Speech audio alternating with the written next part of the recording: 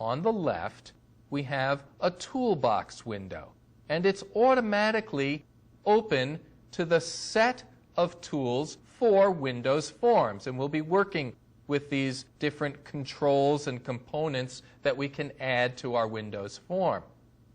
In the middle section, we have what's called the Form Designer. You'll notice there's a tabbed interface here. I can switch back to that start page or to the form that was automatically created for us by Visual Studio. Visual Studio opened up our project with a form automatically created and opened in the Designer, and this form is named Form 1. Over here on the right, there's a Solution Explorer, and in this Solution Explorer, we see at the top that we have a solution that was created with the same name as the project. So when we're working here in VisualStudio.net, we'll always have a solution open, and that solution is really just a kind of a workspace that we're using to organize the projects that we're working on in Visual Studio, and we can open multiple projects if we need to. Right now we only have the one project open called Windows Application 1. Inside this project, we have a listing for our form. Below, we have a Properties window.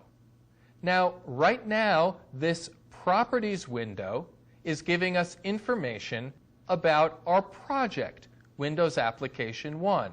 If I click over here in the Designer on the form, the Properties window changes to show us properties of the form. Watch what happens if I click on the listing for the form in the Solution Explorer.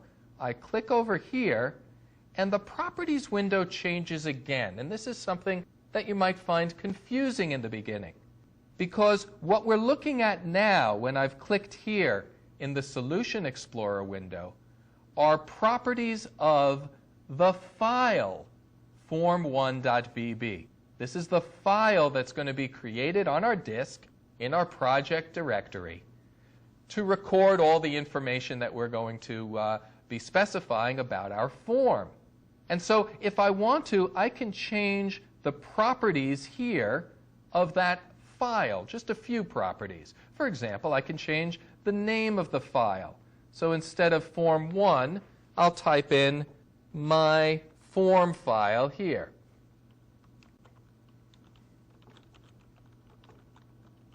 So now we've changed the name to myformfile.vb, and you'll notice that the change shows up here in the Solution Explorer. Now I'm going to select not the file, but the form over here in the Designer. And if I scroll up to the top of the Properties window, we'll see that